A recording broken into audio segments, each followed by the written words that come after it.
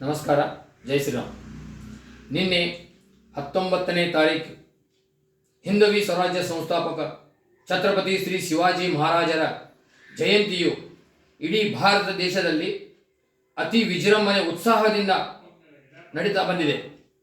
ಅದರಲ್ಲಿ ಬಾಗಲಕೋಟೆಯಲ್ಲಿ ಛತ್ರಪತಿ ಶ್ರೀ ಶಿವಾಜಿ ಮಹಾರಾಜರ ಒಂದು ಅತಿ ಉತ್ಸಾಹದ ಮೆರವಣಿಗೆ ಹೋಗುವ ಸಮಯದಲ್ಲಿ ಪಂಕಾ ಮಸೀದಿಯ ಹತ್ತಿರ ಮೆರವಣಿಗೆ ಬಂದ ತಕ್ಷಣ ಅಲ್ಲಿಯ ಆ ಮಸೀದಿಯಲ್ಲಿ ಇರುವ ಜಿಹಾದಿ ಮಾನಸಿಕತೆ ಉಳ್ಳ ಕೆಲವೊಂದು ಸಮಾಜ ಕಂಟಕ ಕಿಡಿಗೇಡಿಗಳು ಛತ್ರಪತಿ ಶಿವಾಜಿ ಮಹಾರಾಜರ ಮೂರ್ತಿಯ ಕಡೆಗೆ ಚಪ್ಪಲಿಯನ್ನು ಎಸೆದಿದ್ದಾರೆ.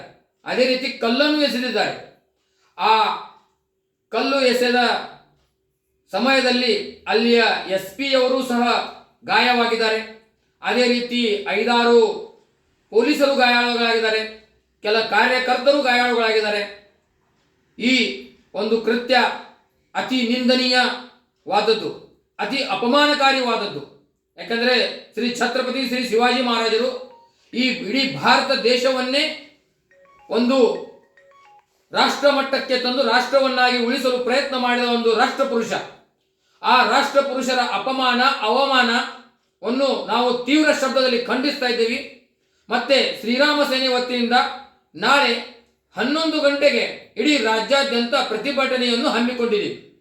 ಧನ್ಯವಾದಗಳು.